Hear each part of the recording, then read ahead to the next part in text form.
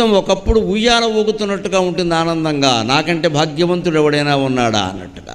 అంతలోనే 10 రోజుల్లోనే ఏదో దుర్వార్త తెలియగానే, లేదు అనారోగ్యం కమ్మేయగానే, ఆ పడ్డమే బయటపడ్డమే 4th స్టేజ్ అండి అని చెప్పగానే ఇంకేమీ లేక మరొక క్షణం రోగీశయ్య వెంటనే మంచాన పడతాం. మొన్నటి వరకు బాగానే ఉన్నాం, ఇవాళ ఏమైంది అనుకుంటాం. మొన్నటి వరకు బాగానే ఉండకపోతే అప్పుడే వచ్చేది, ఇవాళ ఎందుకు వచ్చింది? ఎవడైనా పోతే ఏమంటారంటే నిన్నటి వరకు బాగానే ఉన్నాడండి, ఇవాళే పోయాడు. నిన్నటి వరకు బాగున్నాడు కాబట్టి ఇవాళ పోయాడు, లేకపోతే నిన్న పోయేవాడు కదా. ఈ మాత్రం తెలుసుకోలేము. కానీ ఇదో వ్యాఖ్యానం అంతే, అలా అంటూ ఉంటాం. అకస్మాత్తుగా ఏమిటంటే అవన్నీ నిర్ణయాలు ముందే జరిగాయి, మనకి తెలియదు అంతే. ఆ నిర్ణయాలు ముందు జరిగాయి, మనకి తెలియదు అంతే. మనకి తెలిసింది ఇవాళ కాబట్టి ఇవాళ ఏదో జరిగింది అనుకుంటాం మనం. ఒక క్షణంలో ఉయ్యలైతే ఇంకో క్షణంలో రోగిశయ్య అవుతుంది. వేరొక క్షణమందు వెన్నెల, ఇంకో క్షణంలో వెన్నెల కురుస్తూ ఉంటుంది.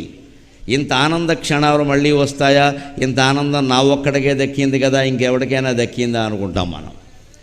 మరొక్కట ఘుకంపుగేక, అంతటోనే ఒక గుడ్లగూబ అరుపు వినపడుతుంది. గుడ్లగూబ రాత్రి అరుస్తుంది, ఎందుకంటే దానికి పగలు కళ్ళు కనపడవు. దానికి దివాంధం అని పేరు సంస్కృతంలోని. పగలు కళ్ళు కనపడవు, రాత్రి అరుస్తుంది. కాబట్టి రాత్రి కళ్ళు కనపడతాయి కాబట్టి ఆ కళ్ళకి భగవంతుడు ఎంత శక్తి ఇచ్చాడు అంటే, దానికి కావలసిన వేటకు కావలసిన జంతువు కానీ జీవి కానీ ఎక్కడ ఎంత సూక్ష్మంగా ఉన్నా అది అర్ధరాత్రి చీకట్లో కూడా కనిపెట్టేయగలదు. దాని కళ్ళల్లోనే అంత 1000 క్యాండిల్ బల్బు పెట్టేశాడు భగవంతుడు. భగవంతుడు ఉన్నాడు, భగవన్ లీలలు విచిత్రంగా ఉంటాయనడానికి ఎంతకంటే ఉదాహరణ ఏమి అవసరం లేదు. ఏ జీవి బతకడానికి ఏది అవసరమో, ఏ శక్తి అవసరమో ఆ శక్తి భగవంతుడు ఆ జీవికి ఇచ్చేశాడు. ఆ శక్తి మనకి రాలేదని మనం అనుకుంటాం. మన తప్పు. మనకుండే శక్తులు మనకున్నాయి, మనకున్నవి ఆ జీవికి లేవు. మనకు అవసరమైన శక్తి మనకి ఇచ్చాడు. ఎస్కిమోలని ఒక జాతి ప్రజలు ఉంటారు, వాళ్ళు ఎప్పుడూ మంచులోనే జీవిస్తారు. వాళ్ళ భాషలో మంచు అనడానికి 32 పర్యాయ పదాలు ఉన్నాయి. 32. మనకి సంస్కృతంలో నీరు అనడానికి 32 పర్యాయ పదాలు ఉంటాయి. నీళ్లు బాగా తాగుతాం, నీటిలోనే నివసిస్తున్నాం. మన దేవుడు కూడా నీళ్ళలోనే ఉంటాడు. పాల సముద్రమైనా నీళ్ళ సముద్రమైనా ఏదైనా సముద్రమే కదా, అంతే. నీరు లేకపోతే జీవనం లేదు. కాబట్టి నీటికి 32 పదాలు ఉన్నాయి. ఎస్కిమోల భాషలో నీటికి కాదు, మంచుకి 32 పదాలు ఉన్నాయి. ఎందుకంటే వాళ్ళు మంచులోనే జీవిస్తారు, మంచుతోనే ఇల్లు కట్టుకుంటారు, మంచులోనే ఆహారం నిల్వ చేసుకుంటారు, మంచులోనే పెరిగేటువంటి సీలు జంతువుల మాంసాన్ని ఆహారంగా ఉపయోగిస్తారు, మంచులోనే జీవిస్తారు హాయిగా. వాళ్ళకి ఏమీ కాదు, రొంప కూడా పట్టదు. మనకు ఒక్కసారి కాస్త ఎంత వేసవికాలమైనా తెల్లారకట్ట 4:30 గంటలకి, పోనీ కార్తీక మాసం కదా, నవంబర్ మాసంలోనే కాస్త బయటకు వచ్చాము అంటే వెంటనే రొంప పట్టేస్తుంది. ఇంత మంచు తెమ్మెర పడితే చాలు రొంప పట్టేస్తుంది. అంత బలహీనత మంది. వాళ్ళది అలా కాదు. అంటే భగవంతుడు వాళ్ళు అక్కడ పుట్టారు కాబట్టి వాళ్ళు అక్కడ జీవించడానికి అవసరమైన శక్తియుక్తులను వాళ్ళకి ఇచ్చాడా లేదా? మనం కూడా గ్రహించవలసింది ఏంటంటే, దుఃఖం లేకుండా సుఖం కలగాలి అంటే మనకు అవసరమైనది ఏదో భగవంతుడు ఇచ్చాడు. అనవసరమైనవి ఆశించకుండా ఉంటే చాలు, సుఖంగా ఉంటాం. జిడ్డు కృష్ణమూర్తి గారిని ఒక సమావేశంలో అడిగారు ఎవరు, ఆయన ప్రైవేట్గా కూడా మాట్లాడేవాడు అందరితో. అందుకని సుఖంగా ఉండాలంటే ఏం చేయాలి అన్నారు. ఏమీ చేయకు సుఖంగా ఉంటామన్నాడు ఆయన. ఏదో ఒకటి చేసి కేలుకోవడం వల్ల జీవితం ఎలా తయారైంది, ఏమీ చేయకు సుఖంగా ఉంటామన్నాడు. ఏమీ చేయకపోతే గడవడం ఎలా అంటాడు. గడిచేది గడుస్తుందయా, గడవకపోతే ఆగిపోతుంది, దానికి సిద్ధంగా ఉండు అన్నాడు. మనం నిజంగా గడవడం కోసమే ఏమైనా చేస్తున్నామో ఆలోచించండి. పొట్ట గడవక పనిచేస్తున్నాం అనేవాళ్ళు ఎంతమంది ఉంటారండి మన సమాజంలో? చాలా తక్కువమ్మ. పొట్ట గడవకపోవడం వల్ల మాత్రమే పనిచేస్తున్నామంటే తప్పు లేదు, ఏ పనైనా చేయొచ్చు. అంత పొట్ట గడవని పరిస్థితి ఉంటే దొంగతనం కూడా తప్పు కాదని చెప్పింది ధర్మశాస్త్రం. అంత ఆకలికి తట్టుకోలేని పరిస్థితి ఉంటే దొంగతనం కూడా తప్పు కాదు అని చెప్పింది. పొట్ట గడవక మనం చేయట్లేదండి, పూట గడవక మనం చేయట్లేదండి. ఆశలు, దురాశల కారణంగా చేస్తున్నాం మనం. ఉన్నదెవరికి సరిపోవటల్లా.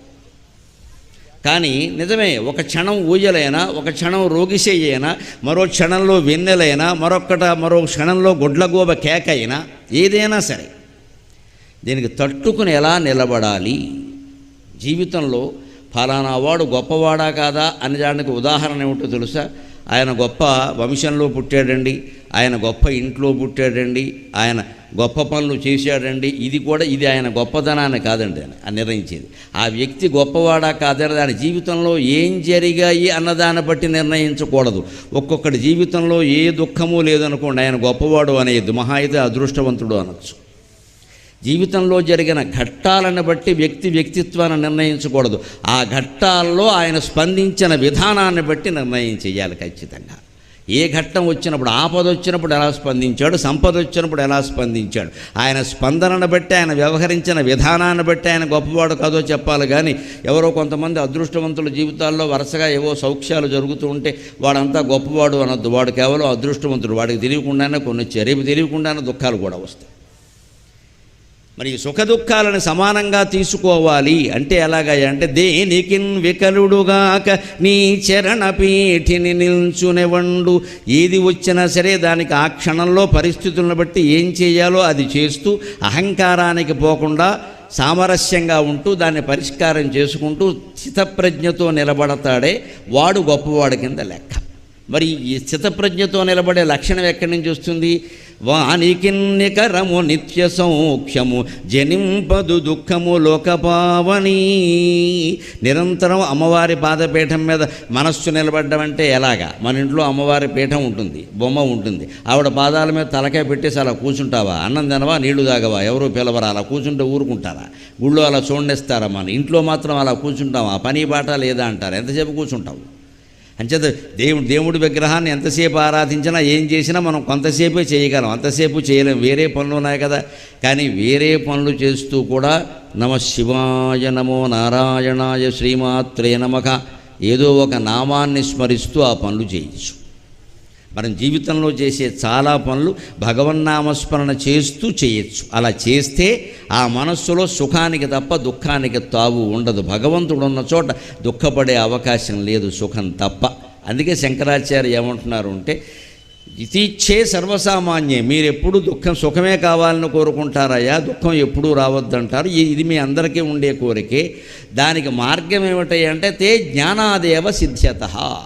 అలా నీకు ఎప్పుడూ సుఖంగానే ఉండాలను, దుఃఖం రావద్దంటే జ్ఞానం పొందాలి. ఇవి సుఖాలు, ఇవి దుఃఖాలు అని మనం గీత గీసేసి ఇవి మాత్రమే నాకు కావాలి, అవి మాత్రం రావు అంటే కుదరదండి.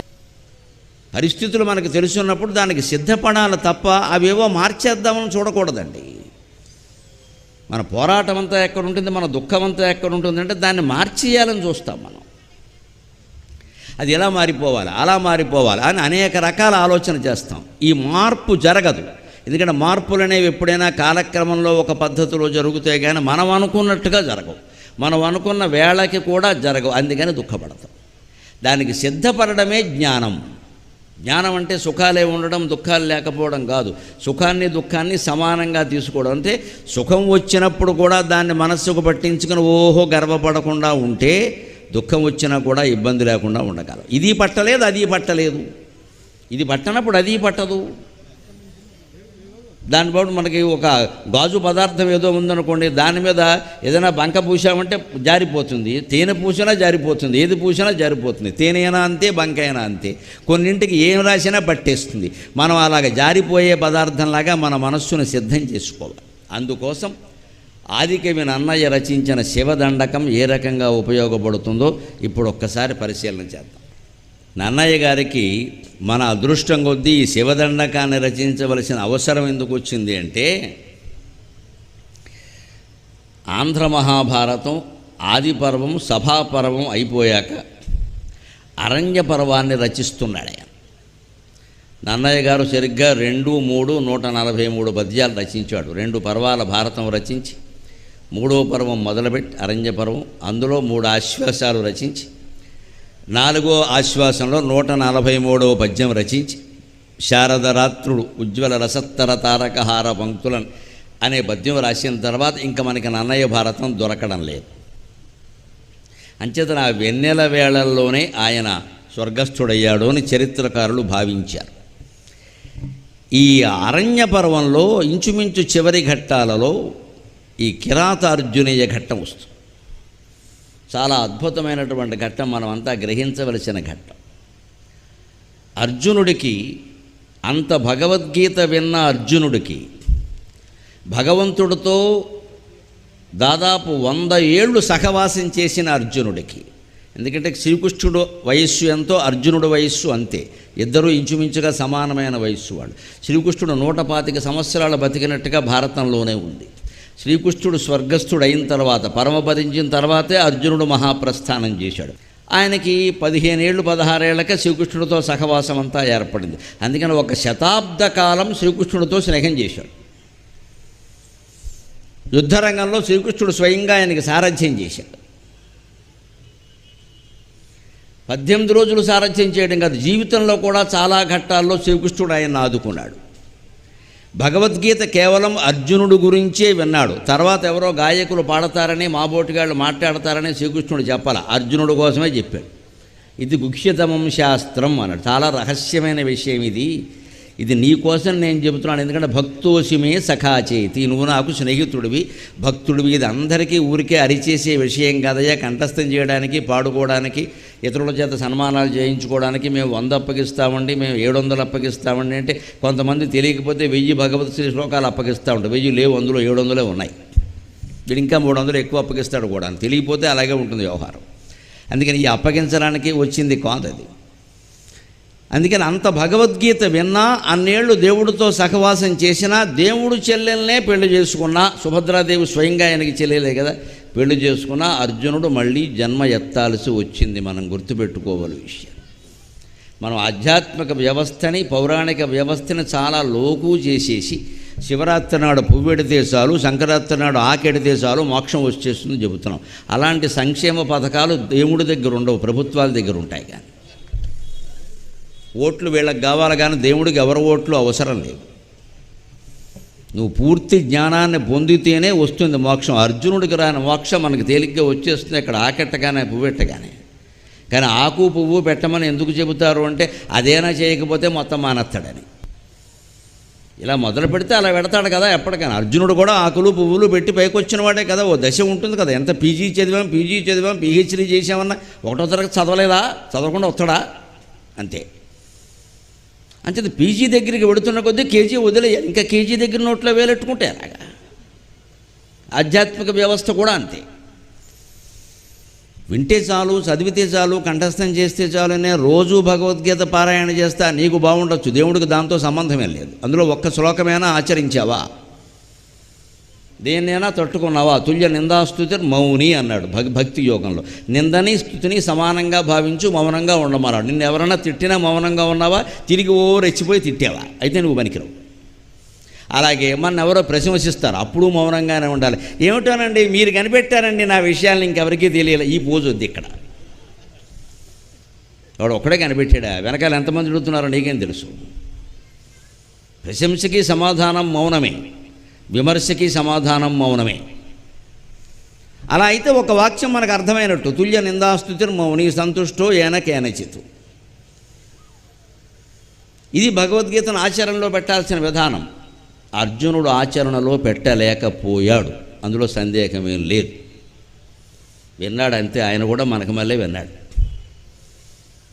ఆచరణలో పెట్టలేకపోయాడనే విషయం యుద్ధంలోనే రుజువైపోయింది. అభిమన్యుడు పోగానే మామూలుగా ఏడవలేదు. ఇంకా రోడ్డు యాక్సిడెంట్లో 25 ఏళ్ల కుర్రాడు చచ్చిపోతే తల్లి తండ్రి ఏడిచిన దానికంటే ఎక్కువ ఏడిచాడు.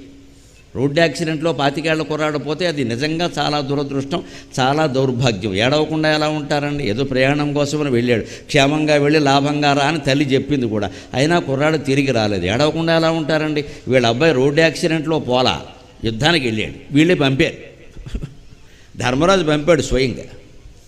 పైగా తండ్రి దగ్గర లేడు, మేనమామ దగ్గర లేడు, తల్లికి ఒక్కడే కొడుకు, ఇవన్నీ తెలుసుండి పంపాడు. ఆ వెళ్ళినవాడు ఎలా వెళ్ళాడు? ఆయనేమీ అమాయకంగా ఏం వెళ్ళలేదు.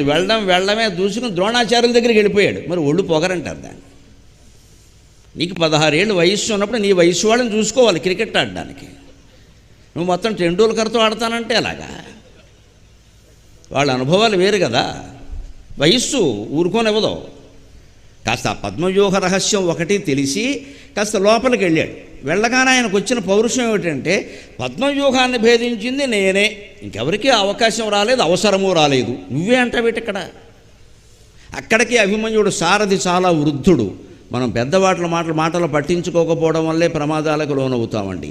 యువతరం ప్రధానంగా గ్రహించాలి. తల్లి, తండ్రి, తాత, మా అమ్మ, అమ్మమ్మ చెప్పే మాటలను ఆశీర్వచనంగా భావించి వినాలి. వాళ్ళు జాగ్రత్తలు మన కోసమే చెబుతారు. నీకు తెలవదులే ఊరుకో అనకూడదు అక్కడ. అభిమన్యుడికి సారథి ఎవరు అంటే అర్జునుడికి కూడా కొన్నేళ్లు సారథ్యం చేసిన పెద్ద మనిషి. ఆయన లోపలికి ఏదో పద్మవ్యూహం భేదించుకుని వెళ్ళగానే ద్రోణాచార్యులు ఎక్కడ ఆయన దగ్గరికి పోని అనగానే, బాబు నా మాట వినవయ్యా, మీ నాన్నకు కూడా నేను డ్రైవింగ్ చేశా, నువ్వు కాదు, నా మాట విను, ద్రోణాచార్యులు అంటే ఏమనుకుంటున్నావు, అంత తేలికైన విషయం కాదు ఇది, ఉత్సాహంలో ఉన్నావు, కుర్రాడవయ్యా, మనం ముందు చిన్న వాళ్ళందరినీ చేసుకుంటూ వెడదాం నెమ్మదిగా, నేను చెప్తాను కదా, కంగారు పడుకుంటే.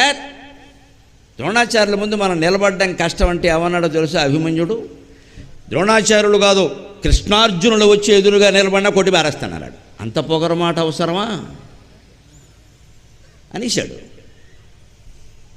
ఆయన అటువంటి వాడు పోతే నిజమే కొడుకు కాబట్టి దుఃఖం బాగానే ఉంటుంది. మరి ఈయన కర్ణుడు కొడుకుల్ని చంపేసినప్పుడు, దుర్యోధనుడు కొడుకుల్ని చంపేసినప్పుడు వాళ్ళకేం పౌరుషం లేదా, వాళ్ళకేం మాతృత్వం లేదా?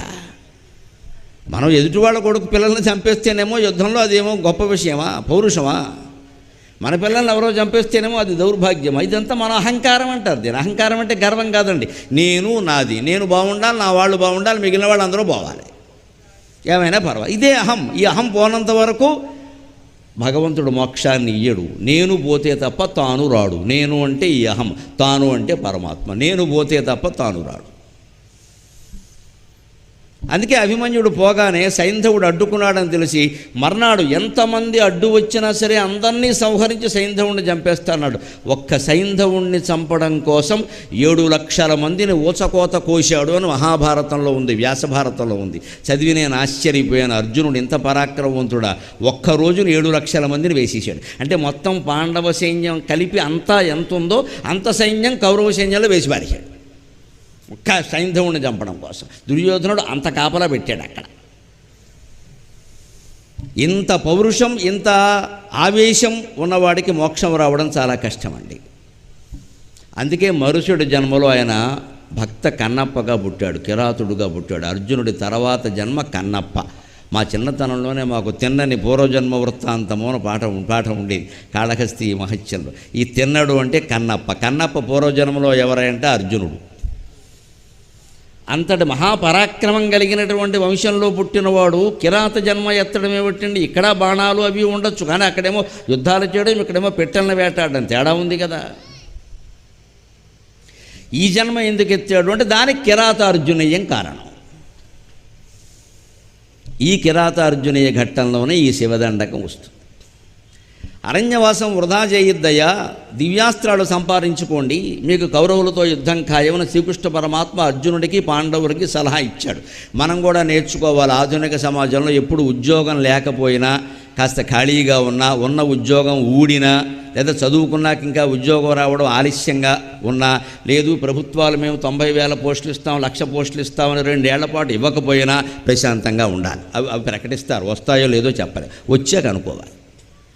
అందుకని అర్జునుడు కూడా ఈ దివ్యాస్త్రాలను సంపాదించుకోమని సలహా ఇవ్వగానే అంగీకరించాడు. మనం ఇవాళ పిల్లలకి చెప్పాల్సిన విషయం, ఖాళీగా ఉన్నప్పుడు సమయాన్ని వృధా కానియకుండా మంచి గ్రంథాలు చదివేలాగా పిల్లల్ని ప్రోత్సహించండి అమ్మా. కాస్త బలవంతం చేసినా పర్వాలేదు, చదువుకో అని చెప్పి పుస్తకాలు చేతులు పెట్టాలి. స్మార్ట్ ఫోన్ కాదు ఎంతసేపు చేతులు పెట్టి, అది మనకేం నేర్పేది ఏం లేదు. ఇక్కడ ఉద్యోగం లేదు నిజమే, అది వచ్చే వరకు దానికి సంబంధించిన పుస్తకాలు చదువుకోవచ్చుగా. లేదు అంటే ఎవరిస్తారు ఉద్యోగం? ఇక్కడ పెళ్ళి కాలేదు నిజమే, పెళ్లి చూపులు ఏవో జరుగుతున్నాయి అమ్మాయికో అబ్బాయికో, అయ్యే వరకు చదువుకోవచ్చు కదా. పెళ్ళు అని ఏడవాలేంటి? అయిన వాళ్ళందరూ ఏడుస్తున్నారు కదా, నువ్వెందుకు ఏడుస్తావు? పెళ్లి కాలేదంటే సుఖంగా ఉండాలి, ఆనందంగా. ఏడవడం ఎందుకు? అయ్యాక ఎలాగో ఏడవడం తప్పదు. అంతే, అది అవ్వలేదు, అది అయ్యాక ఇంకేం అవ్వడానికి ఏం లేదు ఇక్కడ, అదొకటే అవుతుంది అంతే. అది తెలియదు ఆ మాత్రం ఇక్కడ. మరి దానికో పెద్ద ఇది ఏం లేదు, ఇంత చేస్తే ఊళ్ళో పలకరింపాలంటే పెద్ద సమస్య. పెళ్ళికాని అమ్మాయి ఒక 30 ఏళ్ళు వచ్చేసి ఊళ్ళోకి వెళ్ళిందనుకో, ఇంకా అవలేదా ఆమె నాన్న చూడాల, మనకి ఇదో పని ఇక్కడ. వాళ్ళ నాన్న చూడకపోతే నువ్వు చూడరాదు, ఈ పలకరిస్తారు. అందుకని ఆ అమ్మాయి ఇంకో ఊళ్ళోకి వెళ్ళడం మానేస్తుంది. ఈ మగాడని ఇప్పుడు మగాళ్ళనే అలాగే అంటారు, గెడతాడులే ఇదిగో పెళ్ళే వాళ్ళది. ఇంకా అదొక్కటే అయితే గెడతాడు సఫలమైనట్టేను. ఎక్కడ ఏది గెడతాడు? కనిపించగానే ఆక్షేపించడం అనే మాట మానేయాలని. వాళ్ళు ఉన్నదాన్ని మెచ్చుకోవచ్చు కదా, లేని దాన్ని ఎందుకు? ఆ లేని దాన్ని అనేసరికి వాడికి ఏవో లేనిపోని పౌరుషాలు వస్తాయి. అదే బాధ కింద ఉంటుంది. లేకపోతే పెళ్ళవడం కాకపోవడం, ఉద్యోగం రావడం, పక్కింటి వాళ్ళకి ఊళ్ళో వాళ్ళకి ఏం సంబంధం ఉండే, వాళ్ళకి సంబంధం కానీ వాళ్ళు చూసుకుంటారు కదా. ఈ ఆక్షేపణలే మానేయాలి. దానికి కాదు మనం ఆక్షేపించాల్సింది. అందుకనే దివ్యాస్త్రాల ద్వారా సమయాన్ని సద్వినియోగం చేసుకోమని చెప్పాడు. అస్త్ర సాధన చేయవయ్యా, ఉరికి ఇక్కడ కొంచెం ధర్మరాజు కూడా మంచి పని చేశారండి. ఆయన అదే అరణ్య పర్వంలో మహర్షుల్ని పిలిపించి వాళ్ళు కథలు చెబుతుంటే విన్నాడు. బృహదశ్వ మహర్షి, రోమశ మహర్షి, ఎంతోమంది మార్కండేయ మహర్షి, ఎంతోమంది ఏ యుగాల్లో ఎవరు కళ్ళ చూడని కని విని ఎరుగని మహర్షులందరూ ధర్మరాజు అదృష్టం ఏమిటో కానీ వచ్చారు. 14 ఏళ్ల పాటు ప్రవచనాలు చెప్పడమే పని, వీళ్ళకి ప్రవచనాలు వినడమే పని ధర్మరాజుకి. ఎంతో అదృష్టవంతుడు నిజంగా. ఆ రకంగా ఆయన పౌరాణిక జ్ఞానాన్ని పొందాడు, గొప్ప సత్వగుణాన్ని పెంచుకున్నాడు. అర్జునుడు మహాతపస్సు చేశాడు, ఆయన అస్త్రాలను సాధించాడు. ఆ మహాతపస్సు చేసినప్పుడు శివుడు ప్రత్యక్షమయ్యాడు. ఆ ప్రత్యక్షమైన వెంటనే మనకి సాహిత్యంలో ఏమిటంటే, దేవుడు ప్రత్యక్షమైతే ఎలా ఉంటుందండి? ఉక్రెయిన్లో మన అబ్బాయి చదువుకుంటున్నాడు అనుకున్నాం కదా, ఆ అబ్బాయి అక్కడ ఉండిపోయాడని కంగారు పడ్డాం కదా. ఆ అబ్బాయి హైదరాబాద్ వచ్చేసేట అని తెలిసింది అనుకో, నువ్వు హైదరాబాద్ ఎలా పెడతావు? మామూలుగా పెడతావా? ఆకాశంలో ఎగిరి వెళ్ళిపోతావు. అబ్బాయిని చూడాలి. మరి 3 నెలల బట్టో 6 నెలల బట్టో కనపడిన అబ్బాయో అమ్మాయో ఉక్రెయిన్ నుంచి వస్తున్నట్టు హైదరాబాద్ వచ్చారట అనగానే వారు ప్రత్యక్షంగానే మనకింత ఆనందం కలుగుతోంది.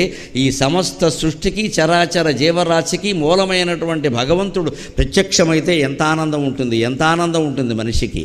మనం అనుకున్న రూపంలో ఇక్కడ మనం రోజు అర్చన చేస్తున్న వేణుగోపాలస్వామి రూపంలో కానీ, రోజు అర్చన చేస్తున్న శివస్వరూపంలో కానీ, ఇదిగో ఇక్కడ నిలబడినటువంటి మేరు పర్వత సమాన గంభీరాకారుడు ఆంజనేయ స్వామి రూపంలో కానీ మనకు కనపడితే ఇంకా మన అదృష్టాన్ని ఎవడైనా పట్టుకోగలడా? మన ఆనందాన్ని ఎవడైనా పట్టుకోగలడా? అలాగా అంత ఆనందం కలుగుతుంది. కాబట్టి ఆ నాన్నయ్య నుంచి నేటి కవుల వరకు ఏం చేస్తారంటే, పౌరాణిక కావ్యాలు రచించినప్పుడు భగవంతుడు ప్రత్యక్షంగానే ఓ దండకం రాస్తారు. ఇలా కిరాతార్జునీయంలో దండకాన్ని రచించాం. దీనికంటే ముందు ఇంకొక విషయం చెప్పి నేను అందులోకి ఎడతాను. నాదెంతసేపు సామాజిక వ్యాఖ్య. నలుగురు మనుషుల్లో మార్పు వచ్చినా మంచిదే. పాపాలు పోయి పుణ్యాలు చేసుకోగలిగితే అంతకంటే మనకు కావలసింది ఏం లేదు. ఎందుకోసం ఈ మాట చెప్పడం అంటే, ఈ కిరాతార్జునీయంలో శివుడు ప్రత్యక్షం కావడానికి ముందు 28 రోజులు యుద్ధం జరిగింది శివుడికి అర్జునుడికి. కిరాత రూపంలో వచ్చిన శివుడికి అర్జునుడికి 28 రోజులు యుద్ధం జరిగింది. 28వ రోజు వరకు వచ్చినవాడు శివుడు అనే విషయాన్ని నేను గుర్తుపట్టలేకపోయాడు. కిరాతుడు అనుకునే పోరాడుతున్నాడు. అసలు ఆ యుద్ధమే అనవసరంగా చేశాడని చెప్పాలి అర్జునుడు. ఆయన తపస్సు చేసుకుంటున్నాడు. తపస్సు చేసుకున్నవాడు యుద్ధాలు చేయకూడదు, ఆయుధాలే ధరించకూడదు. కానీ ఆయన క్షత్రియుడు, బ్రాహ్మణుడు యజ్ఞోపవీతాన్ని వీడకూడదు అన్నట్టు క్షత్రియుడు ఆయుధాన్ని వీడకూడదు. యోధుడు, క్షత్రియుడు అంటే యోధుడు, ఒక సైనికుడు, ఒక పోలీసు పడుకున్నా సరే పక్కలో లాఠీ ఉండాల్సిందే. అప్పుడే ఆయన పోలీసు అంతే లెక్క. పోలీసు అంటే లెక్క అంతే. ఆయనకి ఎప్పుడు అవసరమైతే అప్పుడు లేవాలి కదా అక్కడికి. దేశ సరిహద్దుల్లో సైనికుడు, సమాజంలో పోలీసు రక్షక భటుడు. తేడా ఏముందండి? ఇద్దరూ ఒకటే. ఇద్దరికి నమస్కారం. మహాసేవ నిజానికి అది. పోలీసులు సరిగ్గా పనిచేయబట్టే సమాజం ఇంకా అంతా ఇంతైనా బాగుంది. పోలీసులను మనం గౌరవించి తీరాలి, వారి ఆజ్ఞ పాటించాలి. నువ్వోడు చెప్పడానికన్నా వాళ్ళ మీద రెచ్చిపోవడం పనికిరాదు. ఇక్కడ వాళ్ళు కూడా వాళ్ళ బాధ్యతలు సక్రమంగా చేయకపోతే ఎవడూ కాపాడలేడు. సమాజాన్ని అరాచకం వచ్చేస్తుంది. సరిహద్దుల్లో సైనికులు, సమాజంలో పోలీసులు. అంచేత క్షత్రియులంటే పూర్వం ఏమిటి? సైనికులు, పోలీసులు, రక్షణ శాఖ మొత్తం వాళ్ళు ఆయుధం దగ్గర ఉండాలి. అందుకని ఆయుధాలు దగ్గర ఉన్నాయి. అర్జునుడికి తప్పు లేదు. ఎందుకంటే అంత తపస్సులో కూడా ఎవరైనా ఆర్తితో బాధలో ఉండి అర్జునుడిని శరణు వేడితే రక్షించాలి. క్షత్రియ ధర్మం అది. నేను తపస్సులో ఉన్నానని చెప్పకూడదు. బ్రాహ్మణుడు చెప్పొచ్చు, ఈయన చెప్పకూడదు. వేరే వృత్తుల వారు ఎవరైనా మా వృత్తిలో మేము ఉన్నామండి, రక్షించడం మా పని కాదు అని చెప్పొచ్చు. క్షత్రియుడు అలా చెప్పకూడదు. క్షతాత్రాయితే ఇది క్షత్రియ, గాయాన్ని నుంచి కాపాడేవాడు కాబట్టి క్షత్రియుడు. ఆ మాటకు అర్థమయ్యేది. అందుకని ఆయన ఆయుధాలు పెట్టుకున్నాడు, తప్పేం లేదు. కానీ ఈయన తపస్సు చేసుకుంటుంటే శివుడు మాయ వల్ల ఒక పంది, మూకాసురుడు పూర్వజన్మలో వాడు, అదంతా కదా. భగవంతుడు ఎప్పుడు ఒక 100 మంది కర్మల ఫలాల్ని కలిపి ఒక ఘట్టాన్ని సృష్టిస్తాడు. ఆ ఘట్టం ద్వారా 100 మందికి వాళ్ళ కర్మఫలాలను ఇచ్చేస్తాడు. అప్పటికి ఆ ఓటీటీ సినిమా అయిపోయింది, గోవిందా అంటాడు, అంతే లెక్క. అదో ఓటీటీ సినిమా. ఓ చిన్న ఘట్టాన్ని సృష్టిస్తాడు, 1/4 గంట, అరగంట లేదా ఓ పూట. ఆ ఘట్టంలో అందరూ పాల్గొంటారు, కొట్టుకుంటారు, తిట్టుకుంటారు, ఏదో గొడవ చేస్తారు. కొంతమందికి అవమానాలు అవుతాయి, కొంతమందికి సన్మానాలు అవుతాయి, ఏదో రకరకాలు అవుతాయి. మొత్తమే దాని ద్వారా ఒక 100 మంది కర్మలకి సమాధానం వచ్చేస్తుంది, ఫలితాలు అనుభవించేస్తారు. అంతే. ఇక్కడ 100 మంది కర్మఫలాలు ఒక ఘట్టంతో అయిపోయినాయి. మళ్ళీ ఒక్కోడికి ఒక్కోటి ఎక్కడ ఉంటుంది, అలా సృష్టిస్తాడు. అందుకోసమైన మోకాసురుని ఇందులో గెలిపాడు. వాడు ఇక్కడ చావాలి, వాడు మళ్ళీ పూర్వజన్మ పొందాలి. ఇక్కడ అర్జునుడికి తెలియాలి, తాను శివుణ్ణి అనే విషయం తెలియాలి. పైగా ముఖ్యమైనది, ఆయన అస్త్రం ఎందుకోసం చేస్తున్నాడు అంటే తపస్సు పాశుపతాస్త్రం కోసం చేస్తున్నాడు. పాశుపతాస్త్రం అంటే ఇంకా రష్యా వాడు వేయకుండా దాచిపెట్టుకున్న అణువస్త్రం. అణువస్త్రం సాధారణమైంది కదండి, తెక్కెక్కిన వాడు వేసేస్తాడు. సరిగ్గా ఇప్పుడు రష్యా పుతిన్ గురించి ఒక్క మాట మొహమాటం లేకుండా చెప్పాలంటే మన చరిత్రలో ఎలాంటివన్నీ ఉన్నాయి. భారత యుద్ధంలో అశ్వత్థామ ఎలా ఆలోచించాడో వీడు అలాగే ఆలోచిస్తున్నాడు. సరిగ్గా అశ్వత్థామ బ్రహ్మశిరోనామకాస్త్రం అంటే అణ్వస్త్రమే. అది సాధారణంగా ప్రయోగించకూడదు. అర్జునుడికి చెప్పాడు దాని రహస్యాన్ని, ద్రోణాచార్యుడు కొడుకు కూడా చెప్పాడు. అర్జునుడు చిట్ట చివరి వరకు ఈ అశ్వత్థామ వేసినప్పుడు తప్పితే దాన్ని ప్రయోగించలేదు. అశ్వత్థామ అలా కాదు, 6 నెలల మార్కుల్లో తక్కువ వస్తే హెడ్ మాస్టర్ మీద బాంబేసే రకం వాడు. నీ 6 నెలల మార్కులు నీ హెడ్ మాస్టర్ గురించి బాంబేస్తావా? లోకమేమైపోవాలి. అంతే. ఇది తిక్క. ఈ పుతిన్కి ఆ తిక్క. దేశం విడిపోయింది ఎప్పుడో 30 ఏళ్ల క్రితం. ఉక్రెయిన్ ఒకటి కాదు 16 దేశాలు విడిపోయాయి. Soviet Russia 36 ముక్కలైంది. దానికి వాళ్లే కారణం, వాళ్ళ విధానాలే కారణం.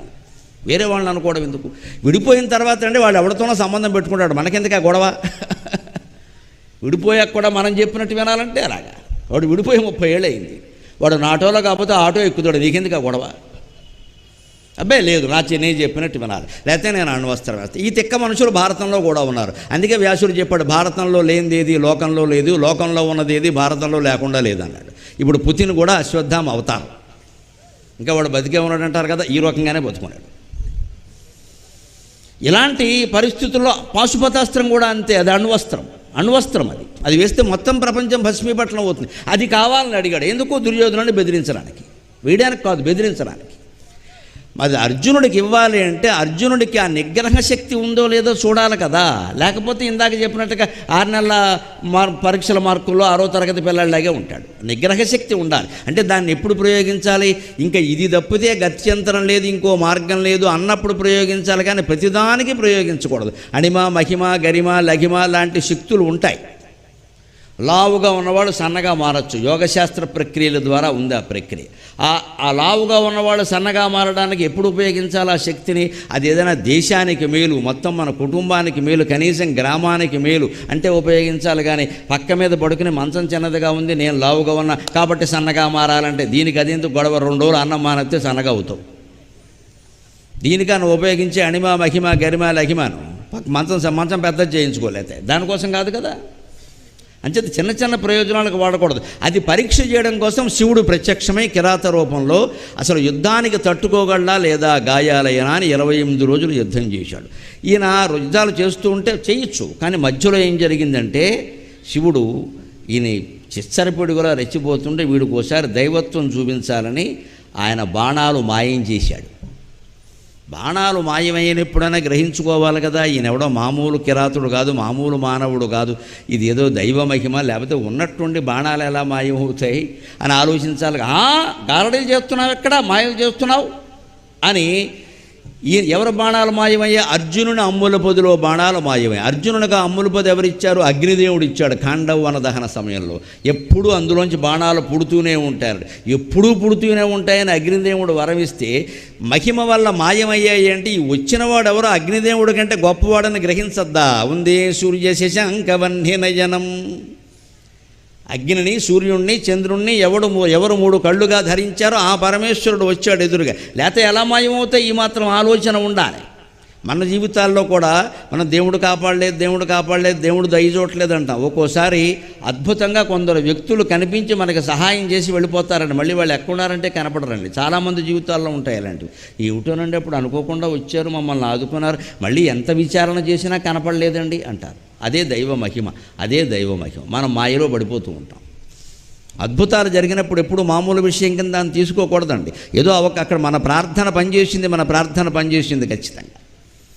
ఆ అద్భుతం జరిగినప్పుడు గ్రహించాలి. త్యాగరాజస్వామి ఉంచవృత్తితో బతికేవాడు. ఉంచవృత్తి అంటే పంట చేలు పంట పండిన తర్వాత బల్ల కొట్టుడో కుప్పనూర్పుడో అయిపోయిన తర్వాత ఆ చేలో కొన్ని గింజలు రాలిపోయి ఉంటాయి, అవి వాళ్ళు పట్టుకెళ్లారు. ఈ ఉంచవృత్తి చేపట్టిన వాళ్ళు ఏం చేస్తారు అంటే కొంతమంది బ్రాహ్మణులు ప్రత్యేకం ఆ ఉంచవృత్తి మీదే బతికేవారు. వాళ్ళు ఆస్తులు పోగేసుకునేవాళ్ళు కాదు. ఏం దొరికితే అది తినడం, మిగిలిన జీవితం అంతా గాయత్రి మంత్ర జపమే, ఇంకేం లేదు ఇక్కడ. అది మొత్తం గ్రామాన్ని కాపాడేది ఆ జపం. ఆ ఉంచవృత్తిలో ఉన్నాడు ఆయన. ఆ ఉంచవృత్తిలో ఉన్నప్పుడు ఏం చేయాలి, చేలోకి వెళ్ళి గింజలు ఏరుకోవాలి కదా. ఆయన ఏరుకోవడానికి పెడుతుంటే ఓ రోజు ఆ మోళ్ళు ఉంటాయి కదా గట్టిగా ఉంటే, పాపం ఓ మోడు కాలులో గుచ్చుకుంది, ఆయనకి కాలు వాచిపోయింది, రక్తం వచ్చింది. ఆయన పట్టు ఏదో తుడిచేసి మామూలుగా చేశాడు, కాలు వాచిపోయింది. తర్వాత 4-5 రోజుల పాటు వెళ్ళలేకపోయాడు, ఉంచవృత్తికి కూడా వెళ్ళలేకపోయాడు, కాలు వాచిపోయింది. దాంతో ఇంట్లో బియ్యం లేవు, ఇళ్ళకి ఏం చేయాలో తెలియదు. ఇద్దరూ మంచినీళ్ళు దాకా కాలక్షేపం చేస్తున్నారు. 2 రోజులైంది, ఇంట్లో వంట లేదండి. ఈయన కదిలే పరిస్థితి లేదు, ఆడవాళ్ళు వెళ్ళే పరిస్థితి కాదు ఆ రోజుల్లో. ఏం పని చేసినా మగవాడే చెయ్యాలి అక్కడ. ఈ స్థితిలో కూడా త్యాగరాజస్వామి యొక్క భక్తి, రామభక్తి నిగ్రహం ఎంత గొప్పది అంటే, తన ఇంట్లోనే పూజామందిరంలో ఉండే రామలక్ష్మణ భరత శత్రుఘ్నులు సీతా సమేతంగా ఉన్నవారి విగ్రహాల దగ్గర కూర్చుని యోచన కమలలోచన యోచన కమలలోచన సూచన తెలియక ఒరులను యాచన చేతుననుచు నీకు తోచన యోచన కమలలోచన నను బ్రోవ సూచన తెలియక ఒరులను యాచన చేతుననుచు నీకు తోచన యోచన కమలలోచన నను బ్రోవ అని పాడాడు. పాట పూర్తయ్యేసరికి ఇంటి ముందు 4 మగవాళ్ళు, ఒక ఆడది ఉన్నారు. ఇంటి ముందు, అయ్యా త్యాగరాజస్వామి వారు చిన్న పనుండి వచ్చాము అన్నారు. ఈయన బయటకు వచ్చి, అమ్మ ఏం కావాలి అంటే, మేమేదో పురాణ కాలక్షేపం చెబుతామండి, హరికథలు బుర్రకథలు చెబుతాం, మీ ఊరు దేవాలయంలో ఉంటాం, సాయంత్రం పూట ఏదో కాలక్షేపం చేస్తాం, తృణమో పణమో భక్తులు ఇస్తారు కదా, దాంతో మేమేదో పొట్ట గడుపుకుంటూ ఉంటాం, మాకు వండుకుందుకు సామగ్రి అన్నీ ఉన్నాయి, కానీ వండుకుందుకు తగిన స్థలం లేదండి, మీ ఇంట్లో కాస్త అవకాశం ఇస్తే వంట వండుకుంటాం అన్నారు. 4 ఆడవాళ్ళు, ఒక ఆడది. ఈయనకి ముందు తిండి లేదు, వాళ్ళెవరో వండుకుంది. వాళ్ళు అయినా ఈయన ఏమన్నా అంటే, పోన్లే నాకు ఎలాగూ లేదు, వాళ్ళెవరో వచ్చి వండుకుంటా ఉంటున్నారు, వంటిల్లు ఖాళీగానే ఉంది కదా, వండుకుంటారు. ఇప్పుడు దాన్నే ఆధునిక భాషలో చెప్పాలంటే క్లౌడ్ కిచెన్ అంటారు. అదే క్లౌడ్ కిచెన్ అంతా అదే. ఎవరో ఒక వంటశాల పెద్దది ఏర్పాటు చేస్తారు, ఆయన ఏం వండాడు, ఎవరైనా అక్కడ వండుకోవచ్చు, ఎవరికైనా పంపించుకోవచ్చు. స్విగ్గీ, జొమాటో. ఇప్పుడు అందరూ ఇంట్లో వండేవాళ్ళు ఎవరు లేరు, అయితే స్విగ్గీ లేకపోతే జొమాటో, పిల్లలు టొమాటో అయిపోయింది. అంచేత క్లౌడ్ కిచెన్ వచ్చింది కదా, అలా అనుకున్నాడు త్యాగరాజు కూడా. పోనే మన వంటిల్లు ఖాళీగా ఉంది, అందుకుంటే వండుకోండి అయ్యా, దానికే ఉండాలి. వీళ్ళు లోపలికి వచ్చారు, వంట చేశారు. ఆ ఇల్లాలు కూడా సహకారం చేసింది. ఆవిడ పెడతారని కాదు, సహకారం చేయాలి కాబట్టి చేసి. వంట అయిపోయిన తర్వాత త్యాగరాజస్వామి దగ్గరికి ఆ 4 పురుషుల్లో ఒక ఆయన వచ్చి, స్వామి వంట అయిపోయింది, మీరు వేరే వండుకోక్కర్లేదు, మీకు లేదు కాబట్టి అనే మాట లేదు, చూడండి గౌరవం, మీరు వేరే వండుకోక్కర్లేదు, మీరు కూడా మాతో పాటు భోజనం చేయొచ్చు అంటే, పాపం ఆకలిగా ఉంది కదా, భార్యకు కూడా ఆకలిగా ఉంది, పోన్లేండి పెట్టండి అన్నారు. ఈ 4 మగాళ్ళకే వడ్డించారు, 2 ఆడవాళ్ళు. ఆ వచ్చిన స్థితి త్యాగరాజు గారి భార్య వచ్చి త్యాగరాజస్వామికి 4కి వడ్డించారు. వీళ్ళ భోజనాలు అయిపోయాయి. తర్వాత వాళ్ళిద్దరూ కూడా అక్కడ భోజనం చేశారు. ఈ భోజనం చేస్తుంటే త్యాగరాజస్వామి అన్నాడు, ఏమిటో ఈ పదార్థాలు, దేవతలు వండిన పదార్థాల్లో ఉన్నాయి, మనుషులు వండిన పదార్థాలా లేవన్నాడు. ఏమో దేవతల దయ కాకపోతే మన ఇంటికి ఎవరన్నా వస్తారా అంది ఆవిడ కూడా. అందరి భోజనాలు అయినా కాసేపు విశ్రమిద్దాం అనుకున్నారు. ఆ వంటింట్లోనే వాళ్ళ ఆడవాళ్ళు ఇద్దరూ పక్కలేసుకు పడుకున్నారు, ఈ మగవాళ్ళు కూడా ఇక్కడే పడుకున్నారు. కాస్త నిద్రపోయి లేచేసరికి త్యాగరాజస్వామి పక్కన 4 లేరు, ఆ ఇల్లాల పక్కన ఆ స్త్రీ లేదు. ఏమయ్యారు అంటే, వంటింట్లోంచి తప్ప మరో దారి లేదు పైకి వెళ్ళడానికి. కానీ వాళ్ళు ఉన్నట్టుండి అదృశ్యమైపోయారు. వచ్చిన వాళ్ళు ఎవరండి? భరత లక్ష్మణ శత్రుఘ్న సమేత సీతారామచంద్ర స్వామి స్వయంగా వచ్చి త్యాగరాజస్వామి ఇంట్లో వంట చేసి వెళ్ళాడమ్మా. మనం నమ్మవలసినటువంటి గాథలు ఇవి, నమ్మవలసిన గాథలు. ఈ గాథలు నమ్మడం ఎంత అవసరమో అంటే, మన పిల్లల్ని మనం ఎలా నమ్ముతామో, మన తల్లిదండ్రులను మనం ఎలా నమ్ముతామో అలా నమ్మాలి. ఈ గాథల మీద నమ్మకం పోవడం వల్లే దేవుడి మీద నమ్మకం కూడా పోయింది. అంచేతను జరుగుతుందా అంటే, అటువంటి అద్భుతం జరిగినప్పుడు కూడా నువ్వు ఆకలేసి బాధపడుతూ అన్నం లేదు అంటుంటే, నీ ఇంటికి 4 పురుషులు, ఒక స్త్రీ వచ్చారు పని కట్టుకుని. సరిగ్గా 4 రామలక్ష్మణ భరత శత్రుఘ్నుడు. ఆవిడెవరంటే సీతాదేవి. వచ్చారు, వాళ్ళు వండుకుంటామన్నారు, వంటింట్లో వండారు. వంట అయిన తర్వాత కనపడలేదు అంటే, మరి దేవుడు కాకపోతే ఎవడొస్తాడన్న దెయ్యం వస్తుందా? మనం ఇలాంటివి అప్పుడు ఏమనుకుంటాం, మనం వాళ్ళని ఏదో సాగనంపేసేసి దేవుళ్ళ వచ్చారమ్మా అంటాం. దేవుళ్ళ రావడం కాదమ్మా, దేవుడే వచ్చాడు. నువ్వు గమనించలేకపోతున్నావు. కనీసం ఆ మనస్సులో ఆ నమ్మకాన్ని పెంచుకుంటే మనకు ఒక ధైర్యం కలుగుతుంది. మనల్ని రక్షించడానికి దేవుడు సిద్ధంగా ఉన్నాడు, మనం భయపడక్కల్లా. ఇదిగో ఈ నమ్మకం లేకపోవడం వల్లే అర్జునుడు ఇబ్బందుల్లో పడ్డాడు. త్యాగరాజుకున్న నమ్మకం అర్జునుడికి లేకపోయింది. ఇలా ఉన్నట్టుండి బాణాలు మాయమయ్యాయి అంటే ఈయనకి మామూలు కిరాతుడు కాదు కదా, ఖచ్చితంగా శివుడు అయి ఉంటాడు, లేకపోతే మరొక దైవం అయి ఉంటాడు. ఇదేమిటని ఆలోచించాలి కదా. ఆలోచించడం మానేశాను. ఎవడో నా దగ్గర గారడీలు చేస్తున్నాడు అటు ఇటు అని చెప్పి కోపం వచ్చి చివరికి ధనుస్సు పెట్టి కొట్టాడు నెత్తి మీద. ఆయన గాంధీవం పెట్టి కొట్టాడు. అప్పటికైనా జ్ఞానోదయం కలగాల వద్దా? లేదండి, అహంకారం అలా పనిచేసేస్తున్నాను. నేనింత వీరుణ్ణి, గాంధీవం ఉన్నవాడిని, నన్ను ఒక సామాన్య కిరాతుడు ఎదిరించడమా అని గాంధీవం పెట్టి కొట్టాడు. గాంధీవం విరిగిపోయింది కానీ ఆయనకి ఏమీ కాలేదు. అప్పుడు శివుడు ప్రత్యక్షమయ్యాడు. వేసిన బాణాలు మెడలో పూలదండలు అవుతున్నాయి. ఈయన బాణాలన్నీ మాయమయ్యాయి. ఎప్పుడైనా గ్రహించాలా? అప్పుడు ప్రత్యక్షమయ్యాడు. అప్పుడు ప్రత్యక్షమైతే ఆయన కళ్ళు తెలుసుకున్నాయి. అయ్య బాబోయ్, 28 రోజులు యుద్ధం చేసింది నేను గుళ్ళో ఉండేటువంటి శివుడితోట, ఏమైనా బుద్ధి జ్ఞానం ఉందా నాకు అర్థం లేకుండా అని పూర్తి పశ్చాత్తప్త భావంతో, పూర్తి భక్తి జ్ఞాన వైరాగ్యాలతో మనందరి ఒళ్ళు పులకించే విధంగా అర్జునుడు శివుణ్ణి స్తోత్రం చేస్తున్నాడు. నన్నయ్య గారు మహానుభావుడు తగణంతో ఉండి తగణంతోనే నడిచి తగణంతోనే ముగిసేటువంటి ఈ దండకాన్ని అద్భుతమైన రచన చేశాడు. ఒక క్షణంలో మనం విందాం.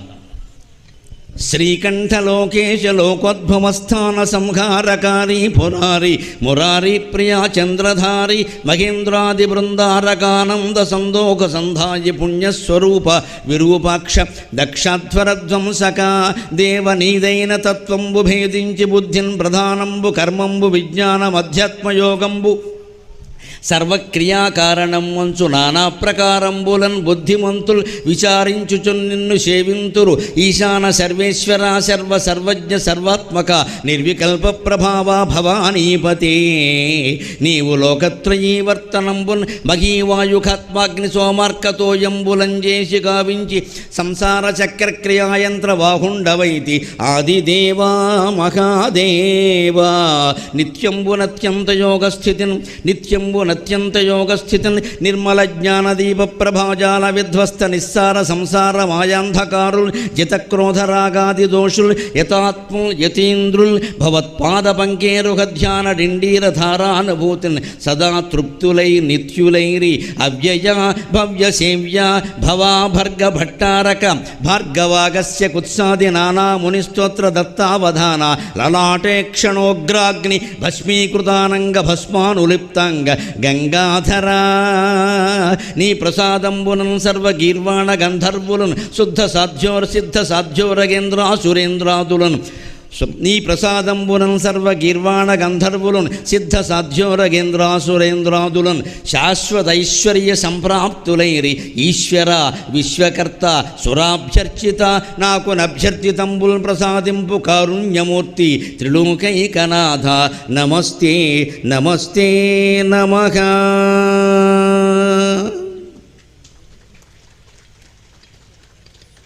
ఇటువంటి దండకాలని మీరు ఇంట్లో చదవండి.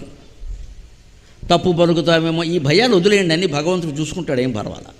ఉన్నదేదో పలకండి, పిల్లలు వింటారు, వెంటనే ఆకర్షితులవుతారు. ఈశ్వర విశ్వకర్త సురాభ్యర్చిత సర్వ సర్వజ్ఞ సర్వేశ్వర అర్వా మళ్ళీ వస్తే అమ్మా నాకు నేర్పవా అంటాడు వెంటనే. అటువంటిప్పుడే నేర్పేయాలి, ముద్దొచ్చినప్పుడే చంకెక్కియాలి. అలా గొట్టు శ్లోకాలు గొట్టు దండకాలు అంటారు, రైమింగ్ అనుప్రాసతో ఉంటాయండి. తెలుగులో చాలా ఉన్నాయి అలాంటివి. అందుకోసమే నేనాడు శ్రీనివాస్ గారు అడగగానే నేను ఈ విషయానికి వెంటనే ఒప్పుకున్నాను. చాలా దండక సాహిత్యం ఉందండి మనకి. ప్రసిద్ధమైనది నన్నయ్య గారి శివదండకం ఉంది. పింగళి సూరణ కళాపూర్ణోదయంలో రచిస్తాడు శ్రీకృష్ణ దండకం, రేపు మీరు వింటారు దాన్ని. ఆంజనేయ దండకం మా చిన్నప్పటి నుంచి చదువుతున్నాం. ఎవరు రాశారో తెలియదు, మహానుభావుడు ఎవరైనా చెబితే వారి పేరు నేను చెబుతాను. నేను ఇవాళ కూడా ప్రయత్నం చేశాను, ఆ కవి పేరు తెలుసుకుంటూ నాకు దొరకలేదు. పూర్వం నుంచి పంచదండకాలను అందులో ఉండేవి. ఆ కవులు ఆ కాలంలో ఎలా ఉండేవారంటే వారి పేరు బయట పడకపోయినా పర్వాలేదు, అలా రాసేసేవారు అంతే. అదో 10 మంది చదువుకుంటారు, బాగుంటారు, లేవయ్యా మన పేరు ఎందుకయ్యా. ఇప్పుడు అలా కుదరదు. 2 లైన్లు రాస్తే 6 లైన్లు వీడి పేరు ఉంటుంది ఇక్కడ.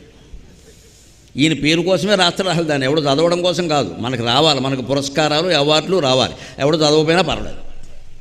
అందుకే ప్రముఖులు చదవాలని అడుగుతారు. ప్రముఖుడు ఎవడండి? ప్రజలు చదవాలమ్మా. ప్రముఖులు ఎందుకు పని లేక? ప్రముఖులు చదవడం ఎందుకు? ప్రజలు చదవాలి. ప్రజలు చదవనప్పుడు ఎంత ప్రముఖులు చదివినా ఒకటే ఉపయోగం. ప్రముఖులు ఎందుకు చదవాలంటే వాళ్ళు ఎవరికో చెప్తారు, వాళ్ళు ఎవరో వచ్చి ఇంకో మొమెంటో బారేస్తారు, ఆ చక్కముక్క ఇంటో పెట్టు కూర్చుంటారు. అందుకే కవిత్వం నిరర్థకం అవుతుంది. ఎన్ని కావ్యాలు రాసినా నిరర్థకం అవుతున్నాయి. ఎందుకంటే జనంలోకి వెళ్ళడం లేదండి, జనం వాటిని చదవడం లేదు. ఇంతమంది ఇక్కడ హాజరైన వాళ్ళకి దండకం ఎందుకు చెబుతున్నామంటే అది చదవాలి. నన్నయ్య గారు భారతంలో ఉంది, ఇది కొత్తగా ఏమక్కర్, ఇవాళ భారత భాగవతాలు కొనుక్కొని చదువుతున్నారు కదా, అందులో ఉంది ఇది. ఇప్పుడు అర్థాన్ని చూద్దాం. శ్రీకంఠలోకేశ లోకోద్భవస్థాన సంహారకారి పురారి మురారి ప్రియాచంద్రధారి మహేంద్రాది బృందారకానంద సందోఖ సంధాయి పుణ్యస్వరూప విరూపాక్ష దక్షాధ్వరధ్వంసక దేవా. ఇంతవరకు సంబోధనలే. ఇవన్నీ తగణంలో ఉంటాయి. లాలాల లాలాల లాలాల లాలాల లాలాల లాలాల లాలాల లాలాల లాలాల లాలాల లాలాల అలా ఉంటాయి. అలాగే రాసుకుంటూ వెళ్ళాలి. ఇప్పుడు అర్థాన్ని చూద్దాం. శ్రీకంఠలోకేశ లోకోద్భవస్థాన సంహారకారి పురారి మురారి ప్రియాచంద్రధారి మహేంద్రాది బృందారకానంద సందోఖ సంధాయి పుణ్యస్వరూప విరూపాక్ష దక్షాధ్వరధ్వంసక దేవా. ఇంతవరకు సంబోధనలే. ఇవన్నీ తగణంలో ఉంటాయి. లాలాల లాలాల లాలాల లాలాల లాలాల లాలాల లాలాల లాలాల లాలాల లాలాల లాలాల లాలాల లాలాల అలా ఉంటాయి. అలాగే రాసుకుంటూ వెళ్ళాలి. ఎక్కడా ఛందస్సులో తేడా రాకూడదు. గురువు ఉండే చోట గురువే, లఘువు ఉండే చోట లఘువే. పెద్దక్షరం దీర్ఘాక్షరం ఉంటే దీర్ఘం, హ్రస్వం ఉంటే హ్రస్వం, అలాగే రాయాలి. అలా చదివితేనే ఆ లయాత్మకంగా అది హృదయాన్ని అత్తుకుంటుంది. శ్రీకంఠ పోని ఒక్క పదం ఏదన్నా వ్యర్థంగా ఆదికవి నన్నయ్య వాడాడు. ఆ గోదావరి నీళ్లు తాగినవాడు వ్యర్థ పదం ఎలా వాడతాడండి మహానుభావుడు. శ్రీకంఠ, శివుణ్ణి శ్రీకంఠుడు అంటారు. శ్రీ అంటే లక్ష్మీదేవి అని అర్థం ఉంది, సంపద అని అర్థం ఉంది. గౌరవవాచకంగా మనం చాలామంది పేర్లకి శ్రీ వాడతాం. అన్నిటికంటే నలుపు అని కూడా అర్థం ఉంది. శ్రీకంఠ అంటే నల్లని కంఠం కలిగినవాడు. లక్ష్మీదేవి కంఠం కాదు, లక్ష్మీదేవి ఆయన కంఠంలో ఉండదు, సంపదలు ఆయన కంఠంలో లేవు, గౌరవవాచకం కాదు. మంచిది. ఇక్కడ నల్లని కంఠం కలిగినవాడు. ఎందుకు నల్లని కంఠం? శివుని పేర్లలో శ్రీకంఠుడు అనేది ఒకటి. శ్రీకంఠాయ నమః, శ్రీకంఠాయ నమః, శ్రీకంఠాయ నమః అని 100 సార్లు రాసినా మనకి జ్ఞానం కలగదు. శ్రీకంఠుడు ఎందుకు అయ్యాడో తెలుసుకుంటే నల్లని కంఠం ఎందుకు వచ్చిందండి? శివుడు పూర్తిగా తెల్లగా ఉంటాడు, అమ్మవారు నల్లగా ఉంటుంది. పూర్తిగా తెల్లగా ఉండేవాడి కంఠంలో నలుపు ఎందుకు వచ్చింది? విషం సేవించడం వల్ల వచ్చింది.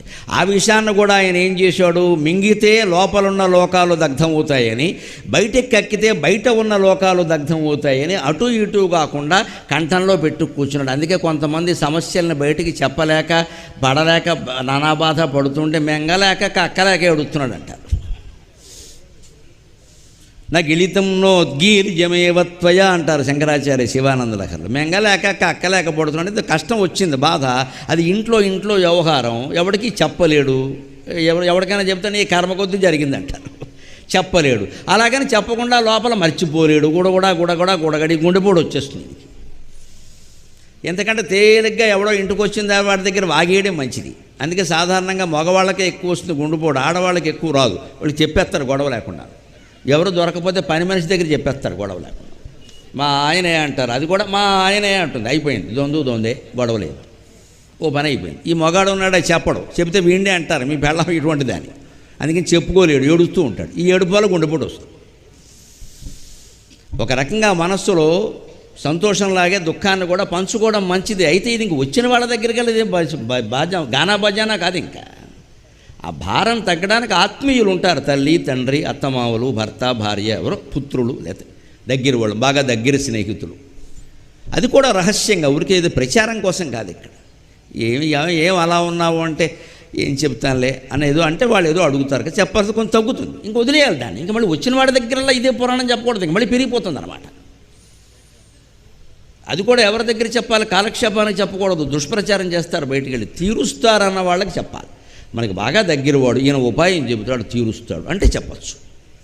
కాస్త భారం తగ్గుతుంది. ఆయన ఏదైనా సాయం చేస్తే నిజంగా కష్టమే పోవచ్చు కదా, అవకాశం ఉంది కదా, అలాంటి చోట చెప్పాలి. కనిపించిన వాళ్ళ దగ్గరలా కాదు. ఇంకా ఎప్పుడు కష్టాలే చెప్పామనుకోండి, ఈ దేశంలో పెద్ద ప్రమాదం ఏంటంటే శనుగొట్టు మొహం ఎప్పుడు కష్టాలే చెబుతాడు. వీడి జీవితంలో సుఖాలు లేవని మన ఇంటికి వచ్చేవాడు కూడా రాడు. వీడి మొహం చూస్తే మనకి కష్టం వస్తుంది అంటాడు. ఈ ద్వారం నుంచి బయటపడాలి. అందుకని చెప్పడం ప్రధానంగా, అలాగని చెప్పకుండా ఉండడం కూడా ఇబ్బంది. ఎంతవరకు అవసరమో గ్రహించుకోవాలి. అందుకే శ్రీకంఠుడు ఎందుకయ్యాడు? లోకం కోసం ఆయన త్యాగం చేశాడు. దేవతలు రాక్షసులు కలిసి క్షీరసాగరాన్ని మధిస్తూ ఉంటే అమృతానికి ముందు విషం వచ్చింది. జీవితంలోనైనా అంతే. మహత్తరమైన వైభవాన్ని మనం పొందబోతూ ఉంటే ముందు ఒక దుఃఖం వస్తుందమ్మా ఖచ్చితంగా. ఆ వైభవాన్ని మనం పొందడానికి భగవంతుడు మెట్లు వేశాడు. అందుకే ఇది కొంచెం ఇచ్చాడు. ఒరే, నువ్వు ఈ చిన్న దుఃఖానికి తట్టుకోలేనివాడు రేపు అంత సుఖాన్ని ఎలా తట్టుకుంటావురా? ఎందుకని పుండు ఉంటుంది చూడండి, సెగ్గడ్డ, అది పగిలిపోయే ముందు విపరీతంగా సలుపు పెట్టేస్తుంది. ఇంత సలుపు పెడుతుంది ఎందుకంటే పగిలిపోవడానికి. బాగా ఒక్కబోసింది అనుకోండి, ఏమనుకుంటాం మనం? వర్షం కురుస్తుంది అనుకుంటాం. ఖచ్చితంగా వర్షం కురిసే ముందు ఒక్కబోస్తుంది. చెగ్గడ్డ పగిలే ముందు సలుపుతుంది.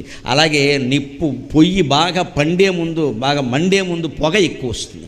ఆ పొగ చూసి కంగారు పడకూడదు. పొగ దుఃఖం, తర్వాత ప్రజ్వలించే అగ్ని మహాసౌఖ్యం. అంతే. సౌఖ్యానికి ముందు దుఃఖం వస్తుంది. ఒక దుఃఖం మన చుట్టుముట్టింది అంటే వెంటనే భగవంతుడు కృతజ్ఞతలు చెప్పాలి. ఒక మహాసుఖాన్ని ఏదో నాకు ఇవ్వబోతున్నావయ్యా, నీకు నమస్కారం అని చెప్పాలి ఖచ్చితంగా. అలా దుఃఖాన్ని తట్టుకోగలగాలి. అంతేకాని ఈ చిన్న దుఃఖానికే మనం తట్టుకోలేక నానా బాధపడిపోతే రేపు సుఖం వస్తే అనుభవించేది ఎవరు?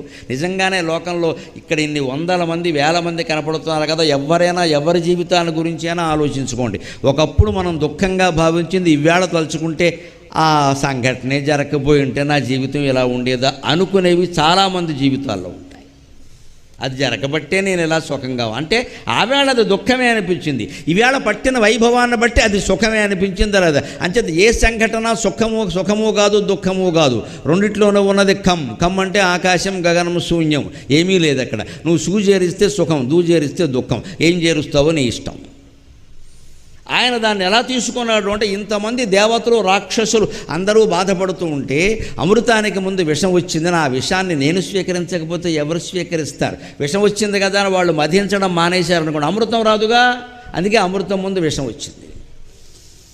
ఆ విషయాన్ని ఆయన స్వీకరించి మళ్ళీ చాలా జాగ్రత్తగా ఆలోచించాడు. భగవంతుడు రూపం ధరించినప్పుడు ఎలా ఉంటుంది అంటే, 14 లోకాలు ఆయన కడుపులోనే ఉన్నప్పటికీ ఒక రూపం ఆయన ధరించాడు కాబట్టి ఆ రూపం ఏ లోకంలో ఉందో ఆ లోకం బయటే ఉండాలి, మిగిలిన 13 లోపల ఉండాలి. అంతే కదా ఖచ్చితంగా. లేదు మొత్తం 14 మాయే ఉండాలి, ఏదో రకంగా అయి ఉండాలి. అందుకే పోతన గారు భాగవతంలో రాస్తాడు, శ్రీకృష్ణుడు చక్రం పట్టుకుని భీష్ముడి మీదకి దూకాట. అప్పుడు ఏమైంది? ఊరికినాలో అర్వక ఉదరంబులోనున్న జగముల వ్రేగున జగతి కదల అంటాడు. ఆయన కిందికి దూకేసరికి ఆ బరువుకి లోపల, ఈయన దూకిన బరువుకి లోపల ఉన్న లోకాలన్నీ కదిలిపోయి ఆ లోకాల బరువుకి బయట ఉన్న లోకం కదిలిందట. ఈ పద్యం చదివిన తత్వవేత్త ఎవరికైనా అనుమానం వస్తుంది, లోపల కొన్ని బయట కొన్ని ఉంటాయా? అలా ఉండవే. హెచ్చకించి జగత్సర్వం దృశ్యతే శ్రూయతే పివా అంతర్బహిష్యతత్సర్వం వ్యాప్య నారాయణ స్థితః. నీకు కనిపిస్తున్నది వినిపిస్తున్నది ఏది ఉందో అదంతా అంతర్బహిష్య, లోపల బయట కూడా ఆయనే వ్యాపించి ఉన్నాడు అన్నప్పుడు ఇక లోపలెక్కడివి బయట ఎక్కడవండి? అంచేత ఖచ్చితంగా శంకరాచార్య చెప్పినట్టుగా బయట కనిపించే జగత్తు మాయా, భగవంతుడు లోపల ఉన్నవే అన్ని జగత్తులు, అదే సత్యం. మనం అందరం భగవంతుడి కడుపులో ఉన్నాం, భయపడాల్సిన పని లేదు. బయట ఉన్నాం, ఆయన ఎవరో వచ్చి మనం రక్షించాలి అనుకోవడం వల్ల భయపడుతున్నాం, కానీ మనమంతా భగవంతుడి గర్భంలోనే ఉన్నాం, ఆయన బిడ్డలమే మనం. కడుపులో ఉన్న బిడ్డకి ఏదైనా భయం ఉంటుందమ్మా? బయటకు వచ్చాక ఉంటుంది, కానీ కడుపులో ఉన్న బిడ్డకి ఏ భయం ఉండదు. అది భయం అని కూడా వాడికి తెలవదు, తల్లి చూసుకుంటుంది మొత్తం అంతా. ఇక బయటకు వచ్చాడు అంటే వాడు ఏడిస్తే కానీ తల్లి కూడా రాదు. లోపల ఏడవలసిన పనే లేదని కడుపులో బిడ్డ ఏడుస్తాడా? అది తెలుస్తుందా ఆవిడకి? ఏమిటి ఏడవకుండానే మరి పాలు కావాలా, ఏ ఆహారం కావాలి, ఎటువైపు ఒత్తిగిలి పడుకోవాలి, వాడు ఆరోగ్యంగా ఉండడం కోసం ఏ మందులు వాడాలి అన్నీ తల్లి చూస్తుందా లేదా? అలాగా కడుపులో ఉన్న బిడ్డ సౌఖ్యాన్ని చూసినట్టే లోపల ఉన్న లోకాల సౌఖ్యం చూడాలి. అలాగని శివుడు రూపం ధరించాడు కాబట్టి బయట ఒక లోకం కనపడుతోంది ఆయన రూపంతో సహా.